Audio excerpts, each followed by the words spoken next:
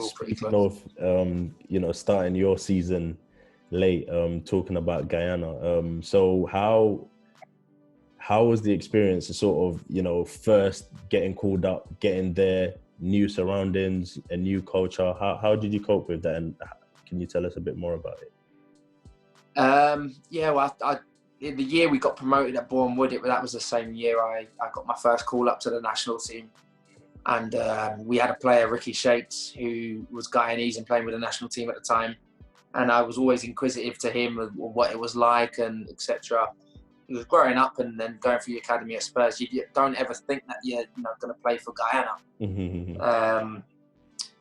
You don't expect to be getting them kind of experiences. But I was always inquisitive and always, researching how the team were getting on. And I was always wanting to connect with my roots, to be honest. And that season, obviously, Ricky Shakes playing there. He said, we've got the World Cup qualifiers in the summer. The player recruitment officer, Faisal Khan's coming to watch a few games. Yeah. He was made aware that, I was eligible. And he came to watch and, he said, get your passport sorted. So I had to sort that out with the embassy and get all those kind of things in place. Get my granddad's birth certificate, etc. Just in case I was called up. And obviously that season we went on to get promoted, and I think I got Chairman's Player of the Year or something like that. And I got a call end of the season from the Guyana manager, Jamal Shabazz, and he says, we want you to come down and take part in these World Cup qualifiers. Would you be interested? And I said, more than interested.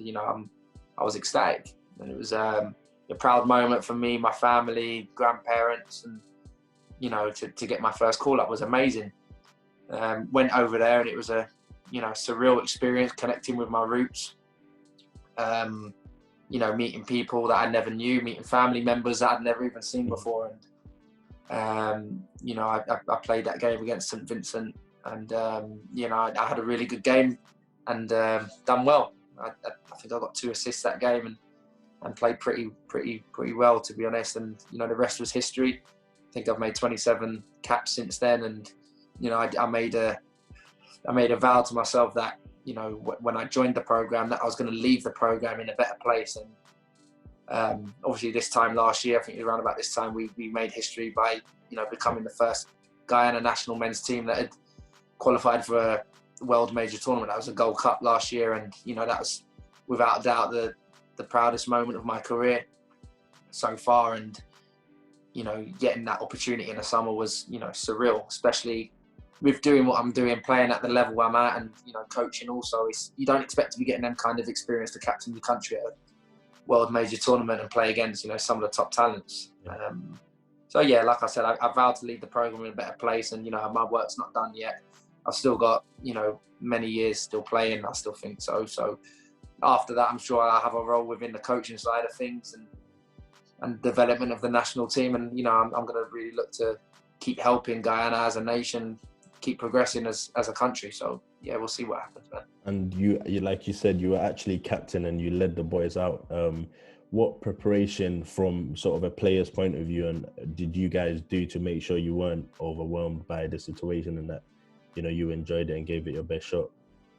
I think a lot of us, we've played at a decent level, and we played in front of big crowds. Obviously not on the international stage, but I don't think there was any nerves. I think it was more excitement than anything. I think everyone was professional. Everyone had played in big games before, and I don't think anyone was fazed. I remember the first game against America. I know we lost. We lost by quite an amount. I think 4-0 it was. But we came off the back of that game with a lot of credit. Surprisingly, it wasn't a 4-0 game, and we actually had an identity where people never even knew the name of our country. People thought everyone was, oh, you're from Ghana? No, Guyana. There's 2 different. People never even knew who we were. So for us, 49 million people were tuned into the Gold Cup in the summer. So 49 million people, how many of them didn't know we were even a country on the map? So, that was ultimately was an achievement in itself. But we came off the back of that America game, and people were talking like, this Guyana team, we've got a few good players, and they play with an identity and a style They don't just want to boot it. They don't just want to sit behind the ball. They actually want to play. They actually want to go through the thirds, get in attacking situations, and just not be boring, really. So we came off the back of that game, obviously disappointed with the result, but a lot of people were talking and saying, these ain't no mugs. So yeah, we can take a lot of credit from that, and we finished the group third. And for our first ever showing at a World Major tournament, I think that's something that we can be proud of, and something that can be built on. And hopefully, with nobody knows again with everything that's going on, Gold Cup 2021, we hopefully would like to qualify for that again and better what we done before. And like I said, we've put the country on the map now, and hopefully what we achieved, that's inspired a whole new generation of young Guyanese talent that thought, there was no way that Guyana could ever, achieve these heights or, play against the Americas or Panamas who've been in World Cups. We drew against Jamaica the last game, and, I've seen since the start I came into the program, I've seen gradual progression every year, and, I'm not going to rest until, we're at a decent level and we're competing for World Cup spaces one day. That's the dream, and I truly think that that's an achievable thing to do if things are done properly and the right investments are made too. Yeah, and you spoke about not just contributing as a player, but also contributing as a coach eventually, and so I wanted to kind of get to know more how you got into the coaching side of football. Yeah, I mean, obviously after leaving Barnet and dropping down into the National League and in the Conference South, you're in a position where you're not full-time as such. I went to Hayes and Yedden and we were part-time. You go from training every day to training twice a week, which is a culture shock. And financially as well, you're obviously not getting paid as much as you used to. So, I when dropping down, I thought, I've got so much time on my hands now. And I didn't know what to do with my time. I knew I was always good in school. My education was quite well. I did well with my education. But I didn't quite know what I wanted to do. Did I want to coach? If I'm honest with you, the answer was no. I had no passion to coach. I always said I never wanted to do it. All I wanted to do was be a professional footballer, make lots of money and make lots of people happy and change my family's and myself's life.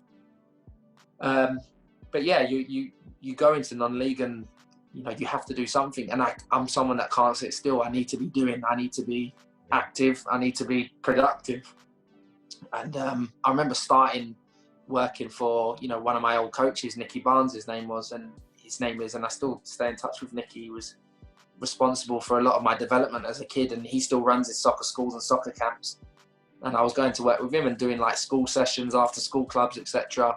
So that's how I started getting into it, and I was like, okay, I can do this, which is fine. Working with school kids, it's fine. There's all different kinds of levels and abilities. But after a year, I got a call from John McDermott at Tottenham, and he said, "What are you doing with yourself? I know you're playing in the conference. How would you like to get involved with the coaching?" I said, "I'd love to, John." So I went down. I observed quite a few sessions, and he said, "Why don't you get your coaching badges done?" Because I never finished my coaching badges at Spurs. Because I went on loan to Torquay, so I never even finished my level 2. So John was instrumental in bringing me back, getting my level 2 done. And off the back of that, I got a job in the Tottenham Foundation. So I'm still doing that now. A lot of people don't know I work for the foundation, going into schools, working with the elderly, working with kids with disabilities, all kinds of kids and different spectrums of disabilities and ability levels, which has been an absolute humbling experience. And John McDermott, the academy director at Spurs, he's very big on that, starting from the bottom, understanding kids with different personalities, different characters, different abilities, which ultimately has made me a better coach.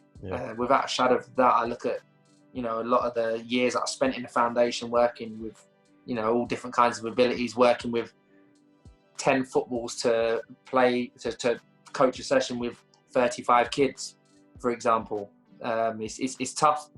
It's tough, but you have to learn, you have to adapt, and that's what I've done. And not before long, I got my UEFA B done. Thank you, brother. And John said the under-9s need a coach this year, and would you be interested in getting involved with the under-9s? And I started with the under-9s academy boys, moved up to the under-11s a year after, and now for the last couple of years I've been with the 15s, and I'm working with Bradley Allen, who, you know, he was a coach. He actually was one of the coaches that brought me in when I was a player, so I've done the full circle. I've managed to get my A license now, and you know, I'm at the perfect environment to learn. You know, the club's filled with so many great coaches and people that have, you know, been instrumental in some of the players that have kicked on into the first team. So I've got a lot of people to thank for, and I'm learning off these people every day. You know, I said it. I did an interview the other day. There's no course that can replicate what you learn on a day-to-day basis at Tottenham, because it's a great place to learn and a great facility, and I've got so much to thank the club for bringing me back. And you know, ultimately I can only repay what they've done for me by, you know, working as hard as I can and offering my experiences and coaching skills to help the next generation and next crop of players to come through. So that's amazing. And so what do you think has been sort of the difference in the academies when you were playing and now that you're coaching? What do you see that you're like, oh, this wasn't there in my days? Or I think there's a lot more with the sports science side for sure. Players, with the way the game has evolved and developed, the players are now more athletic, I feel, and more physical. They do a lot more sports science side of things, even from, you know, young age groups, which we never had, or we did, but, you know, ultimately back then, predominantly that we had the ball at our feet and we just played, and everything that we did, the physical development was all technical as well. So we had the ball at our feet all the time, but we was doing our physical side of things with the ball too.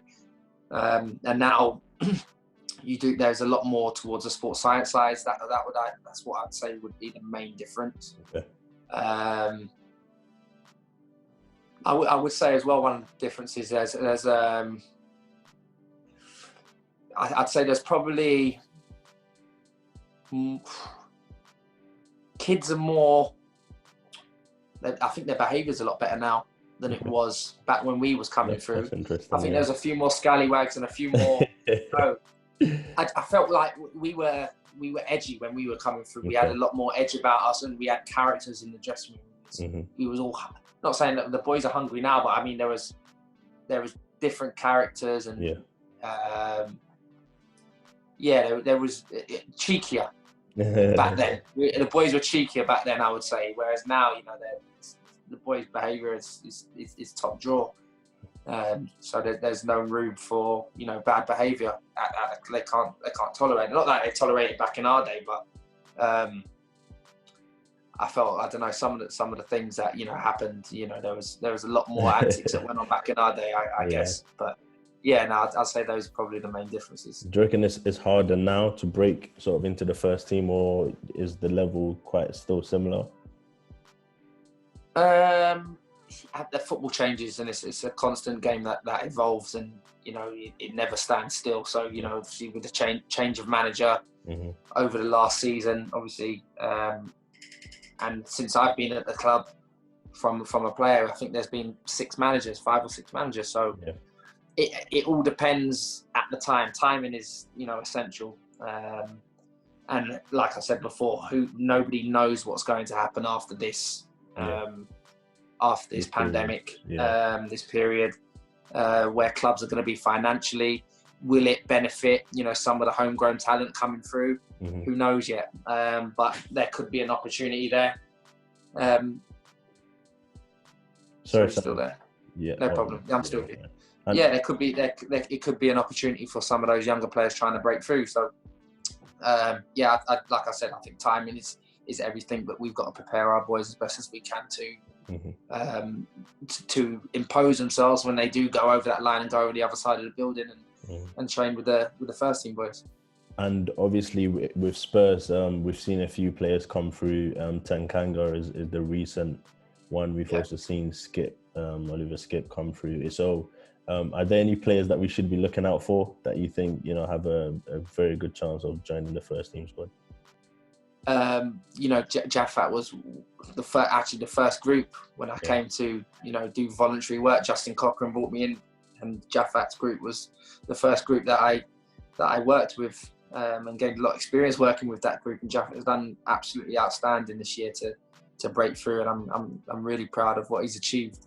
Yeah. And very good player too. Very good. Yes, he's deserving of his opportunity, and he's a very humble boy and very grateful, and he deserves what he's getting. And hopefully next season he can kick on again. It's okay breaking in, but the tough bit is staying there. You can't stand still, because before you know it, somebody else is coming through.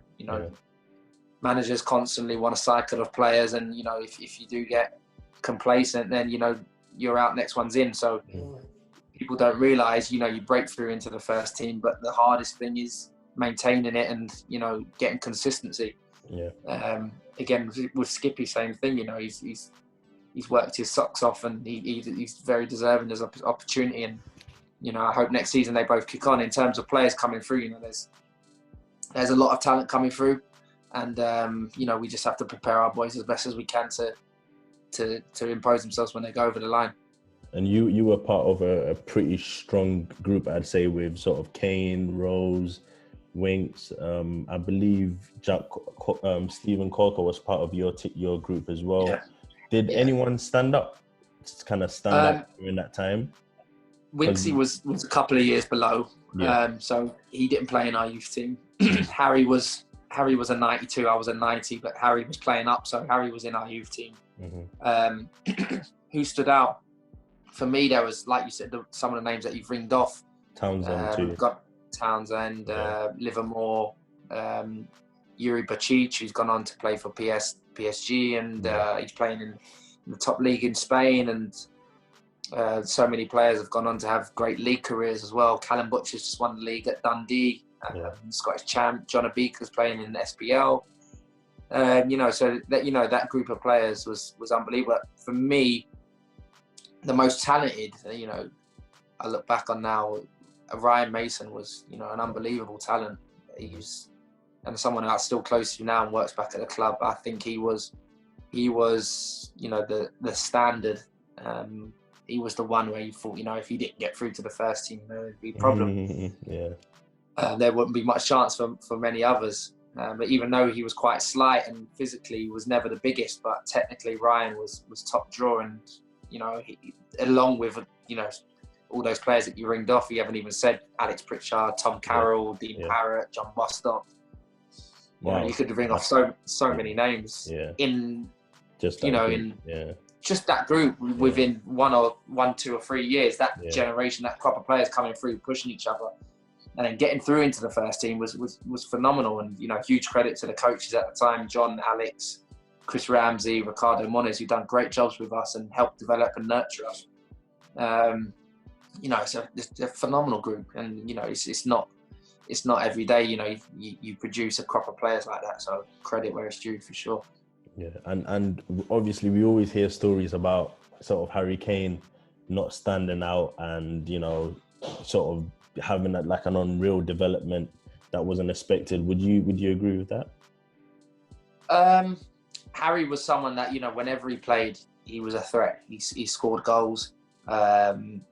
His attitude was phenomenal on and off the pitch. He was a great trainer. So people say he wasn't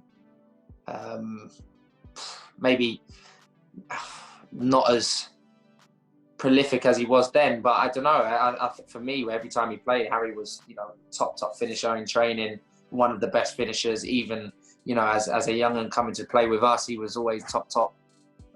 Did I think he would surmount to the animal that he is now, and some of the records that he's broken, hopefully does go on to break. I probably wouldn't have predicted that, if I'm honest. But in terms of attitude and application back then, he was going to have a career, and he's done absolutely outstanding, and I'm so proud of him, along with all the other boys that I've come through with, and that was something that was something that was evident throughout, that we came through with a crop. Adam Smith, who's at Bournemouth, Smithy. That crop of players, you know, as talented as they were, they were great people, and I think that's such a good trait to have as a young person, as a young pro, as a young player. You know, you've got to have that hunger, you've got to have that love for the game, but you've got to be a good person as well. And you know, they were great people, and they've pushed each other, and we all pushed each other to give us the best chance of, giving us the best chance to get a career in the game, and ultimately that's what we've done at all different kinds of levels. Some have gone on to have international Premier League careers, some have gone on to have non-league careers, but you know, it would be interesting to see the percentage of players that were actually produced and have gone on to earn a living out of the game, which is unbelievable. And to sort of conclude, if anyone is looking to get into coaching, even at academy level or whatever the level is, what advice would be your one standout advice that you'd give them, you know, going forward? Just get hours on the grass, I would say, and love what you're doing. Because I didn't find my love for coaching until I actually got on the grass and started working with young people. And you know, it's got to be something that you love doing, and there's no point in doing it if you don't love it. And when you do so, find a passion. Look at other people. There's no shame in getting ideas from other people and taking bits and bobs from each person and creating your own identity, your own philosophy. Get your coaching badges done, and you know, whatever route you want to go down, whether that be an academy route, whether that be grassroots, foundation, whatever it may be, find a passion, find your identity, philosophy, and you know, just love what you're doing. And so thank you so much, Sam, for your time. You know, it's been great hearing your story. It's one of the best stories I've heard in football, you know, from going from Spurs to non-league and captain of your national team. And you know, I think you should you know, hold very dearly onto it. You've done amazing, and you're doing amazing. I'll be expecting even more from you, especially on the coaching aspect, you know, seeing you on the touchline in the Premier League. So thank you so much. God willing, brother. God willing, man. Thanks for having me. And please stay safe, and you know. You too, brother. Stay safe, man. Love to the family too, man. You too. Thank you so much. Take care, brother. Thank you. All right, guys. Thank you for joining us for our interview with Sam Cox. Don't forget to like, comment, and subscribe. Thank you.